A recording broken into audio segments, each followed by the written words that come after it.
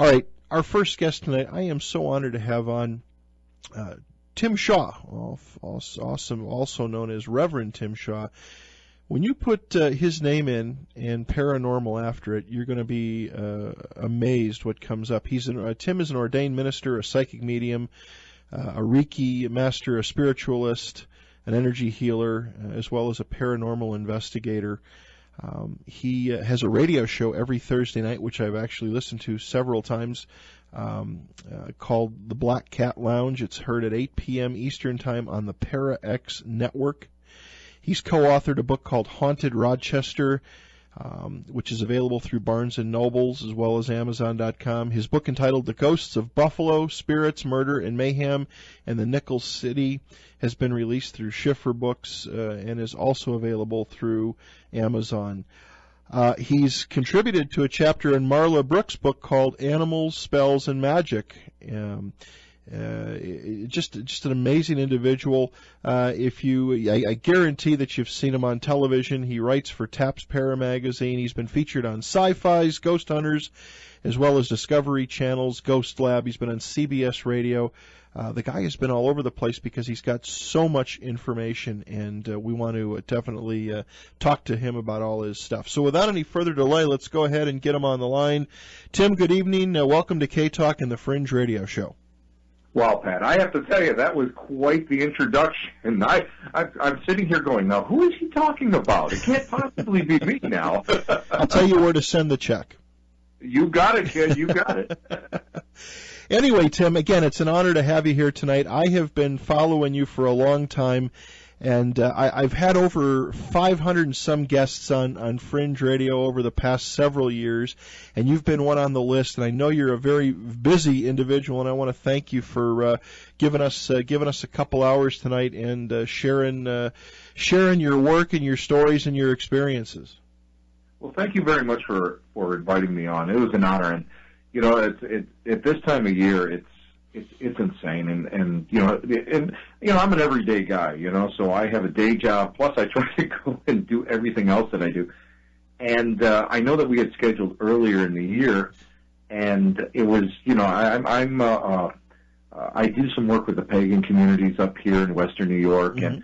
and I'm forever out in the field. And as a matter of fact, a group that I work with is out at a location here in Western New York that is probably one of the longest overlapping hauntings that I personally have kind of looked at, and they're all kind of bummed out because they said, like, well, you're not coming out with us tonight? I said, no, I've got an interview booked, and they're like, well, can't you cancel it? I said, no, I am just so thrilled to be on. Thank you so much for the kind introduction. It really, Pat, that really means a lot. Well, you know what? It's you deserve it because, again, like as I mentioned, when you put your name down and paranormal after it, what comes up, there's just so much out there. Now, I know in your notes to me you said don't ask you to talk about yourself, but maybe you could give our listeners a little bit of the backstory. How did you get into everything that you're doing? Where did this all start for you? Was there an experience? Was it a desire? How did things happen to get you to where you are today? Well, the religion of spiritualism actually was in my family since the 1880s, which they refer to as the golden age of spiritualism. And it was in my dad's family for years, and I was brought up Roman Catholic and spiritualist. And I'm about an hour's drive away from the Lilydale Spiritualist Assembly here in Western New York. So during the school year, I would go to a parochial school, and inevitably I would be, going through everything, going to church on, at that time, every day of the week. And during the summer, I would go out to the Lilydale Spiritualist Assembly to go and visit relatives. So while I was out there, we were out there on a Sunday, I would go and attend Lyceum with other kids, and I really had a deep sense of, what spirituality was at a very, very early age. And when I'm just trying to think, probably around the age of 12 or 13, I decided that spiritualism would be my religion, mm-hmm. and I followed it ever since. And I've had Oh, I don't know. There's, it's hard to go and pin down just one experience because for me, everything, the paranormal is normal. Right. And, I remember years and years ago, things happening before, or seeing things that would happen before they actually happened, and conversing with people that, I could hear them and see them, but other people couldn't. So, I mean, to me, it's just a natural way of life. So, I mean, I don't know any other way. There was no big, wow moment in my life. It just always was there. Something that was there, and you kind of took it to the next level. And I know some people talk about, Tim, they talk about discovering things, whether they have a paranormal experience or some sort of a vision. But it sounds like with you, it's something that's just been there all along, and you decided it's something you need to pursue a little bit more deeply. It was. And as a matter of fact, as a seeker, I walked away from all of this for about 10 years. And I really think, and I'll tell you why. I went to Medaille College, and I was working with a professor there who owned the isolation tank. And if anybody's ever watched the cult classic Altered States. Oh, what a great movie. It was a phenomenal movie. But the very last tank that William Hurt used was a Siddhara isolation tank, and that was the type of tank that I used. And I logged, not all at one time, of course, but I logged probably in a short period of time about 50 hours. And I started I'll just say that I was hallucinating, because I can't say that they were visions or not, but I would see faces morph. And then I'd go home at night, and when I closed my eyes, it felt like my eyelids were just blown right out, and I could just see the stars. It was an amazing experience. Well, I had moved back to my parents' house, and I was going back, and I was working a third shift while I was going to school during the day, and it was a grocery store. And I was getting ready to go to bed around 6 p.m., and I looked up, and something white just kind of floated by this door. And I thought, it's got to be my mom's shears or whatever. And, of course, I got up and looked around, and there was nothing there. So I said, oh, my God, this is the first time I saw anything really objectively. I mean, a full-blown apparition. This was phenomenal. I went to sleep, and then I woke up and my logical brain kicked in, and that was the end of it for about 10 years. Wow. And I came back into this as a seeker in primitive skills. I love natural awareness, and I love the outdoors. And I'm one of those crazy people that love to go out and challenge themselves. And I would go out for a weekend and kind of live off the land and build debris shelters and that sort of thing. And I started getting interested in Native American philosophy and spirituality. And I did the Vision Quest, and I used to do a sweat lodge, and I've done a lot of different things. And that kind of brought me into an interest for some odd reason into healing. I followed a path into Reiki healing, and when I was working as a Reiki healer, all of a sudden, spirit messages would just come into my head, and I realized at that point that everything was so interrelated. All of life is so interrelated, right. And that I had to go and really develop everything about it. And once I got serious in it, and I began to what we call the unfoldment of the ability, I never looked back. And I've been so blessed over the years to literally stumble into the classes of some of the best instructors and teachers ever. So I'm a blessed person. Does the paranormal, is it something that it maybe in your earlier days, is it something that ever frightened you or scared you, or even with the work that you do today? And we'll get into some details, but has it ever brought fear into your life at all, Tim? Have you ever been afraid of anything? Well, I'm going to tell you, Pat, you're talking to one of the biggest chickens in the world right now. I won't lie to you. Because I don't like the dark. I don't. And I don't like fun houses. I don't like things that jump out at me. Right. It's the shock value. As for dealing with spirit, no. I've had a couple moments of, I don't know if I want to do this anymore, when you get someone that puts an F, when you're looking and working with EVPs and you get a lot of F-bombs and stuff. And in the beginning, I used to really question what I should be doing. But as a kid, we used to go and we used to have children's seances. And they were done in the afternoon, and we would see shadows and things would move, and nothing about the paranormal ever really frightened me. And the old saying was, and that's the old timers that used to talk about it, was you never have to worry about the dead, because the dead really don't want anything to do with you. They don't want to hurt you. They just want to talk to you. That's all. It's the living that you always have to watch out for. Right. And that's been pretty much a motto that I've lived by my whole life.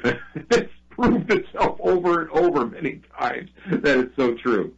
Well, and the thing, too, I think the sensationalism of the paranormal, when I was younger, I have to be honest with you, I never really encountered anything. I encountered maybe some odd things in my life, but I think a lot of people who don't understand the paranormal, and you really hit on a good point, is I think it's the sensationalism of television and movies that put that fear in our heads. That's what kind of, I think a lot of it is, it's fiction and it's different. It's sensationalism that kind of, that gets us worked up. But, actually, I think the older I get, the more I want to be involved with it, the more I want to experience it. And then I've come to the realization at my age, and I think we're probably pretty close in age, at a young age, you're afraid of passing on and dying, and the older you get, it doesn't quite scare you as much. It may scare you to the point that you've got a family, or if you've got kids or grandkids, and you won't be here to see them in a humanistic form. But it does. The more you learn about this and understand this, the more the fear just literally goes away, and you actually look forward to moving on a little bit. Well, this is exactly it. I mean, so many times people fear death. And Woody Allen once said it so perfectly. He never feared death. He just feared the process of dying. Right. And it's so true, because now, I mean, I've gone through, 29 procedures, 8 bladder surgeries, a couple chemos, and, over the past 5-6 years. And I've come to the point where dying is not a big thing. It really isn't, because I have a true belief that there's something on the other side of the veil, that the essence of myself, my personality will go on. But it's what we have to do to get to that point that I'm not real thrilled about. So the other point that you really brought up was that was so good, is that we're here to be of service to others. And that's the way the religion has always gone, and it was impressed upon me at a very, very early age. But we're here not only to aid those on this side, but we're also here to aid those on the other side.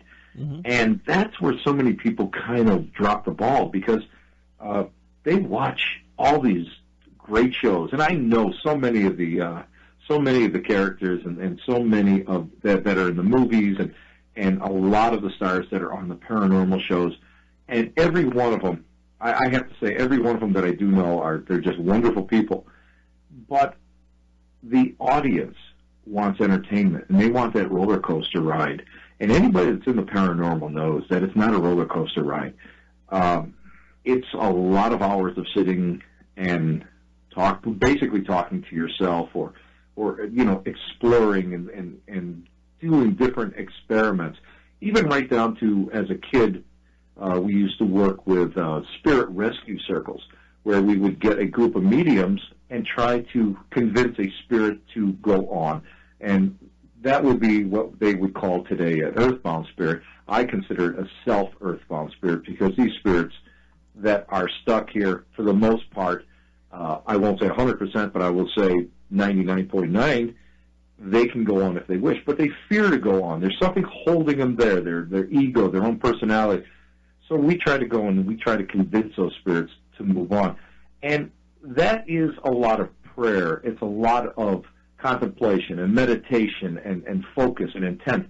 And you don't see that on a lot of shows. And if someone would actually show this and pick it up as a television show, it wouldn't last long. because it doesn't have that emotional roller coaster that so many people need now in order to find it. And I think I help some friends out with public paranormal investigations, and I think the number one thing that people walk away with is that, oh, it's not like what it's on TV. You try to explain to them, well, that's a little more entertainment and well edited, where we're live, and this is right. Exactly what we're doing. If we can pick up an EVP, if we can pick up something, well, then our day is complete. Right. Well, and again, the one thing I was going to ask you about that, just what some of your thoughts were on these shows, because I understand I'm not a paranormal investigator by any means. I have picked up a few EVPs at back in Chicago, where I'm from, at Bachelor's Grove Cemetery. A couple of occasions, that's where I picked them up. And for the hours we spent there walking around, like you said, talking to yourself, we got some one-word answers back, and that was about it. I was excited as could be when I was able to replay all that again. But again, I think you're right. People want to, they're looking for that sensationalism. And I think some of the shows, they cater to it a little bit because, again, if they don't, the ratings drop. People say, wow, these are a couple of guys walking around with some camera equipment, and it's like watching paint dry. Well, that's exactly it. And, and there's nothing wrong with it. Don't get me wrong. People, I'm a firm believer that these shows, no matter how edited, no matter how reality TV is, and I've done some pilots and some sizzles and stuff over the years, and I've been, witnesses, and I've been on different shows. No matter how they do it, I think it opens up the eyes of, I would say, the general public to understand that spirituality is just not going to church on Sunday. Right. It's not the four walls that you're walking into, and you're spending an hour listening to somebody prattle on, and you're bored and you're thinking about the football game going on or whatever. It's actually enabling people to kind of think about that there's something else out there, that there's the possibility of life after death. And to me, if you can get people to think, then you've done your job as a host or as an editor on a show or a producer. And I think that's also important.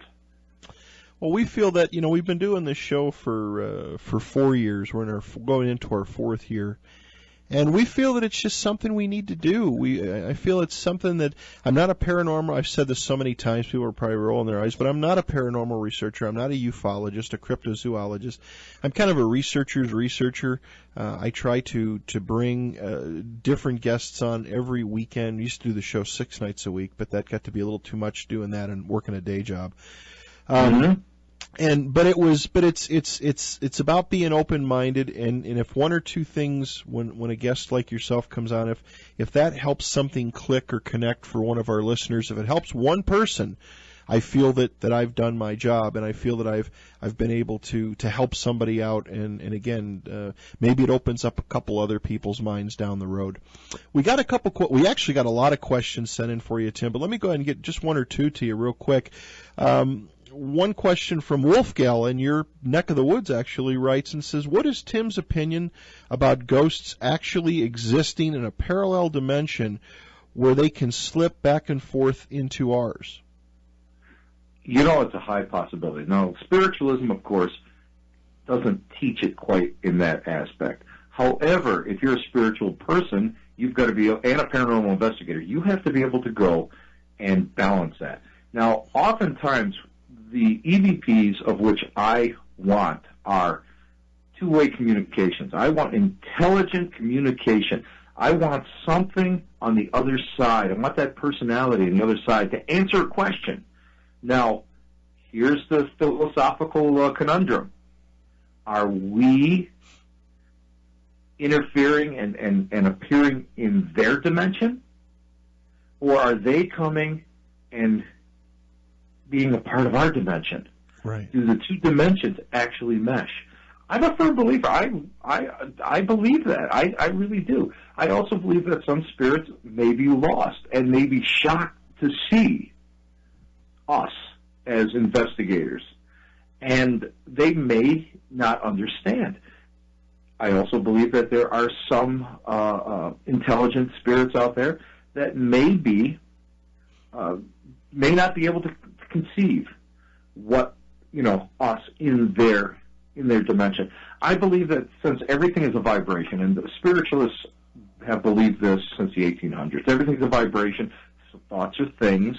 Thus, if everything's a frequency, then time is a frequency, time becomes a vibration, and we mesh together. It's the same thing of creating ectoplasm.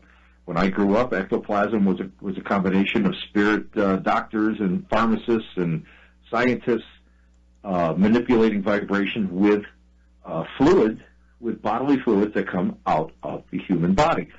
As I've grown older and I've worked with spirit, I believe that everything works on a vibrational level. Thus, they are manipulating and working with our vibrations and trying to mesh them with their vibrations. So, to answer your question, I firmly believe that we live in an interdimensional world. And if you want to even go even further, my good friend Bill Bean, we talked about Christianity and UFOs and could UFOs and Bigfoot be interdimensional beings? And I have to say, the more that I've worked with this, the more I'm starting to believe that whole theory of interdimensional interaction. Bill's a great guy. I've had him on the show a couple times. He was out here in Salt Lake this year for a paranormal investigation, or a Parafat-Con. And I'll tell you what, not only is he a great guy, but boy, he is one intense individual. I love him. And you know what? I met him a couple of years ago, and so many people were like, I can't believe you're going to put Bill Bean on your show. Bill Bean is this super Christian. He is this, and it's like, well, why not? Just because our beliefs are different doesn't mean that our basic love of helping people and being witness for spirit, God, whatever, it doesn't matter. I used to work with an exorcist, a bishop with the Western Rite Catholic Church, and we used to like kind of banter back and forth because I was never taught angels and demons and all this stuff. I was taught guides and upper frequencies and lower frequencies. And he looked at me one day, and we were sitting in a cigar bar, and we were smoking a cigar. And he looked at me. He said, "Tim, it's all semantics. It's just in the name." And once I realized that, the whole world opened up to me. And Bill, I can sit down and I can listen to him speak for hours and hours. Yes. And his mom suffered a traumatic possession, and it affected him throughout his whole life. Right. So he's a wonderful person, and I just think the world of him. Yeah, and I'll tell you what, we've had him on before, and as a matter of fact, we played one of the interviews. Not to stray away from what we're talking. He's very intense, and I'll tell you something. If you want to see something that will scare the hell out of you, talk about something scary. If anybody goes out to his website and take a look at the pictures that he was able to capture at a very young age, there's one picture in particular that it's in there. It was something I believe reflecting back in a mirror down a hallway. It will send chills up your spine to take a look at it. It is absolutely the most terrifying looking thing I've ever seen. I think it's behind the wall or behind a bunch of people. Anyway, I went off on a little bit of tangent, but he is a good guy, and his buddy, the rock and roll ghost hunter, Oh, Keith? Yeah, Keith. That's Keith Age. Keith Age, great guy. They were both out here this year. We had time to spend time with both of them. Just two good guys. Exactly. And that's where I'm blessed. I work for a local township during the day, and I get a chance to be brought into all these wonderful events, and I get a chance to meet these people and network with them, and then they come on my show, and I can pick their brains even more. You can't ask for anything more than that. And I always felt that if you influenced one person to the good, if you made one person think and maybe question, what they've always been taught, and they can kind of go and get a more positive outlook, a better outlook, something that they feel better about themselves, then you've done your job. And I know guys like Keith Age and Bill Bean, they have absolutely done that. Without a doubt. Our friend Bill in upstate New York writes, says, Tim, do you think that the reality ghost hunter shows are exploiting and making a mockery of true investigative paranormal groups or persons? That is a loaded question. And I love it, actually, Pat. I love it. Bill, let me just tell you this. Always remember one thing. TV is entertainment. What you see is not necessarily what is reality. I worked on a pilot once that we brought in some wonderful evidence, and they didn't use it. What they did is they went and they created some stuff for an actor. So you always have to remember that. I firmly believe that it's a good thing because it gets people to be interested in the field. It also, again, it gets people to think about spirituality and life after death. However, I believe that sometimes they are morality plays. They're sort of like the old urban legends, because I know myself there are a couple shows out there that I don't want to be like. I don't want to be like that guy. I don't want to. Right. I don't. And when we talk, when we talk to producers and that sort of thing, when they go and they contact me, the first thing out of my mouth is well, how much are you going to go and manipulate everything? And all the, right away they get on the defensive, and you have to put people on the defensive. And I believe that integrity is probably one of the highest of all ethics out there. And I firmly believe that, unfortunately, there are some shows that have given us black eyes. However, I believe that you should lead by example. And I'm a firm believer of that. And now, I don't belong to a group anymore. However, I work with several Western New York groups that I really love. And these people, they shake their heads. They take reality TV for exactly what it is, entertainment, and then they go out and they do the work. Sometimes it is, sometimes they will take more public cases, but I would, for the most part, they're out there doing the right thing. They're condoling, or they're helping those who have lost loved ones that may be in visitation in their own homes. They're out there educating the public. So it's a double-edged sword. You have to be able to go and be aware of something in order to go and make it better. And I believe there's some shows out there that are very good. And then I believe that there are some shows out there that were just put together like boy bands. Right. You guys sound great together, and let's go make a record. Yeah, the one hit wonders. Exactly. And let's face it, the average lifespan of a paranormal show, with the exception of Ghost Hunters, is 2 years. 2 years, 3 years, you're going to be lucky, but 2 years. And that's because of two things. First of all, it's money, sponsorship, but it's also public attention, because the public is very, very fickle, and they're always looking for the next big thing. Exactly. Tim, we got to take a quick commercial break. Our guest tonight is the one and only Reverend Tim Shaw. It's an honor to have him on the show. We'll take a quick commercial break, and we'll be back on the other side. We got a lot of questions to ask him, and then want to talk about some of his projects. You're listening to Fringe Radio here on K-Talk, AM 630 in Sandy, Salt Lake City. We're always live on the Inception Radio Network. Stick around. We got a lot of fun and a long night ahead. A lot more to come. All right, everybody, welcome back to the Fringe Radio Show. Our guest tonight is Tim Shaw. Again, Tim, thank you for giving up a couple hours of your weekend and your Saturday night especially. Well, thank you for inviting me on. This is fun. You're a host. You know what it's like.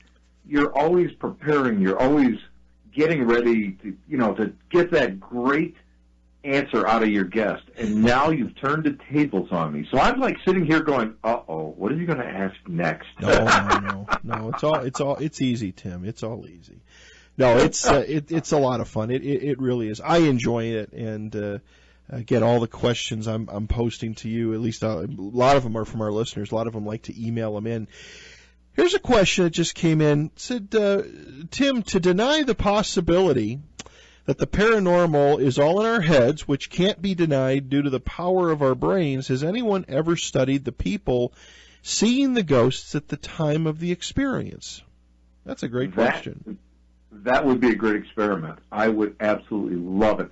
Because here's the bottom line. You have to be a truth seeker. You really do. So I want to know if my belief, my need to believe, is organic, or is it something outside of the human sphere? So I personally believe it's outside of the human sphere. But bottom line is, we should all be truth seekers, and no matter what the answer is, let the chips fall where they may. Gotcha. Yeah, I agree. What do you think? This is my question to you. Just like to get your take on it, Tim. What do you think happens when we pass from this life to the next? I've interviewed some guests. I've read some different books. I've read some articles that, first of all, some people don't even realize that it's happened to them. And I don't know if maybe that would be kind of a sub question for you, and with all your paranormal research and with all the different things that you've worked with. Have you ever encountered a spirit that just doesn't realize he or she is gone? Absolutely. Traumatic death. Traumatic death is something that will really cause that. And to be totally honest, you have to sit down and you have to reason with that spirit in order to let them go and understand that it's time for them to go onward. This is where the Spirit Rescue Circle comes in, where we go and we try to reason with the spirit. We try to reason with the spirit. And on a mediumship plane, I believe that we try to call in that spirit's relatives and friends so that he starts to feel, that the spirit personality starts to feel more comfortable, and they will go on. Now, as a young man, I used to hate those roadside memorials. I used to despise them. But as I grew older, I realized that sometimes they serve a great and important part of the whole experience for these poor souls that may not understand yet that their earthly body has passed. And many times they will go and they seem to wander where they were last alive. And they have, these the crosses and the flowers and the balloons, and there's small memorials. And I think just in that instant when they realize that their physical body is no more, that they can go on. I did know of one of the mediums many, many years ago told me that a gentleman had died of a heart attack in an office, and the office seemed to start to get a lot of activity in it. What they did was they put a small memorial in this gentleman's cubicle, and the next day everything stopped. All the activity stopped. So did this person who passed on quickly see this and realize? I think so. Because when we pass, let's face it, Pat, when we pass, we don't change that much. I believe that our personality and our thought processes all stay the same. And you're an intelligent person on this side. You're going to be an intelligent spirit on the other, and you'll be able to reason. And once that 1 second of realization, that millisecond of realization is perceived, I believe that then you're ready to move on. So I really believe that. And the death process itself, it depends. It depends. A slow death, I believe, it probably would be better off because you prepare yourself mentally and spiritually for it. So when the inevitable does happen, that you are already, you're ready to go on and accept whatever the next stage is. Well, and I could also, where I think maybe, and again, I'm just throwing this out, maybe where somebody could get a little bit confused is, let's say they were a person that was in a hospital that was very, very ill, and they were under loads of sedation and coming in and coming out, and then they do pass. Maybe they just think it's, and again, I'm just pulling straws here, Tim, but I would assume that if you go into the experience and the event, if you want to call it that, under the influence of drugs, medication, or whatever, or just total confusion, that when you hit the other side or get on the other side, you still may think you're in that same kind of fog. Absolutely, absolutely. And this is where I believe that the other side of the veil, spirits will come and help. I really, truly believe that. And I believe they slowly bring you into that realization that you have passed. Now, I used to work in a local hospital, and I have to tell you that there were a couple floors where they were, at one time, they were geriatric floors. And and as someone who I used to, they used to call me one of the angels of death, because I used to go and sometimes move, the remains down to the little morgue that we had in the chair, or in the hospital. And I have to say that after the ward closed, there was a feeling that someone or a few people were still there, and there was some confusion. And I used to go in there, and on my breaks or at the end of my shift, and I used to go in there and say, "Hey guys, I just want to let you know that it's okay. Don't be afraid. If you need help, I'm here. Please go on." And it seemed to help. It really did. The atmosphere. When I say atmosphere, it's like a barometric pressure feeling. It seemed to lighten. It really did. It might have been my imagination. Listen, no. You want to go ahead and take a call? Well, sure. All right. Sure. Caller, good evening. Welcome to K-Talk. You're on with Tim Shaw. Tim made a good point when he said, let chips fall where they may. Yeah. I was impressed with it. I remember when I was doing when I was working in a hospital for a while, before I realized I couldn't get to the whole thing. Yeah, he's right, man. 100%. Let chips fall where they may. That's the truth. Mm-hmm. I have to agree, because here's the bottom line. I don't want to follow something that isn't true. I want the truth. Just because I believe in something doesn't mean that I'm not open enough to realize that things may not be in accordance to my own belief system. Thus, yes. I mean, as a paranormal investigator, even as an ordained minister, listen, I can be a skeptic too. So let the chips fall where they may. Let me take this data and let me absorb it. Let me think about it. Let me pray over it, and then let me walk forward with a whole new experience. I don't believe in religion. I believe in spirituality. And spirituality is an ever-evolving concept and philosophy in our lives. So if you can't be fluid in this, and if you can't go and accept that one of your beliefs is false, well then really you have to go and you really got to loosen yourself up. You've got to be able to go and accept what is out there. Harv, I think you hit it right on the head, huh? Thank you so much. Yeah, absolutely. When I was drawing blood at 6 o'clock in the morning off of people that, it's like, no one wants a syringe put in their arm in the morning. But, they'll tell you stories, and you sit there and listen, and it's like, man, there's something more than this. Absolutely. Absolutely. Thank you so much. Yeah, take care, Harv. All right, guys. All right, be good. Take care. I was on a thought before we took the phone call, and this is maybe a big one. We've got about 5 minutes, and then we've got an NBC News break coming up. Time goes too quick when you're having fun. It really does. Yeah, I can't believe how quick this is gone. This is wonderful. Thank you. You're more than welcome. When you said something, and I've heard this term used many times, and I've never really asked anybody, so you're going to be the first one I'm going to ask.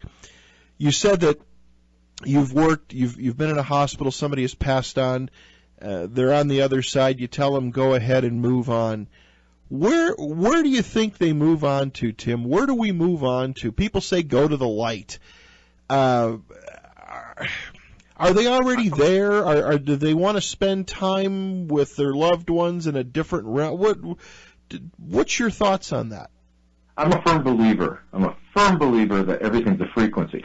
In my meditations, I ask Spirit, show me what the other side is. Show me.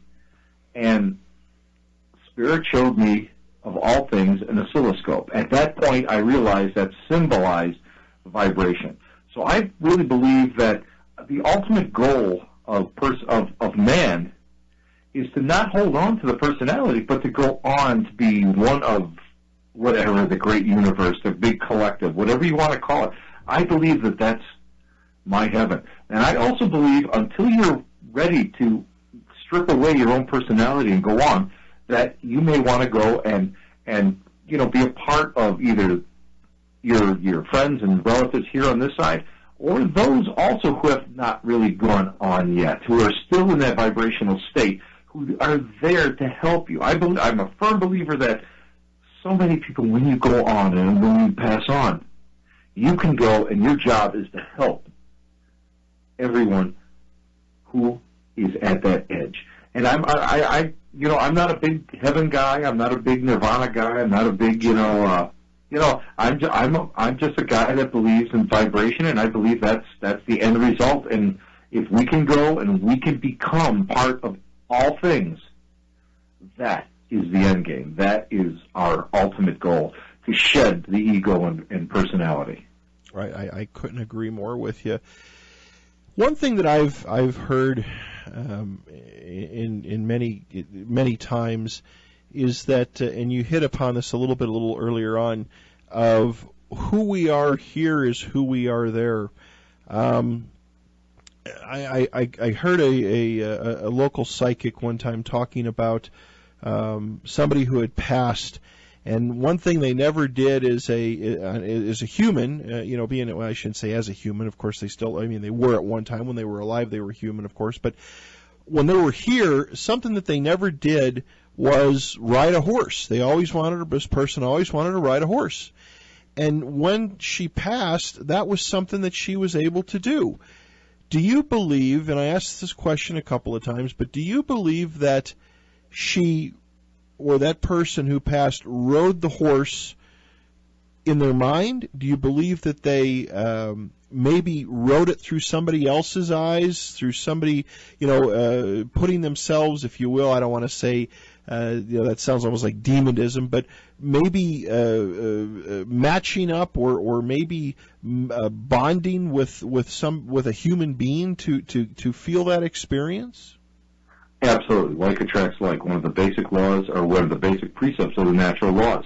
And I firmly believe that vibrations will bring in similar vibrations. So if that's something that you always wanted to do, that is your intent, I believe that you can do that. Likewise, on the other hand, you have parasitical spirits, alcoholic spirits, that sort of thing, that if that's what you wanted to do in life and that's where you found your joy, you're going to do that. But yeah, absolutely. And it's the essence of that person, the essence of that personality that actually goes.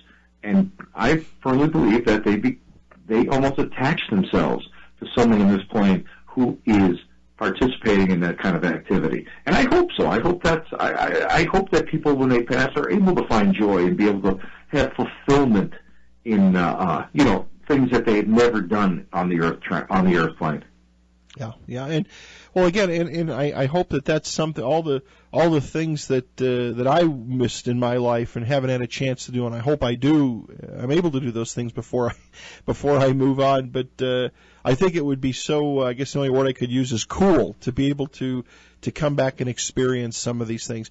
Tim, we've got to take a quick NBC News break. Can we keep you for another go around? Absolutely. Okay. Thank you so much. I love this. We got a ton of questions for you.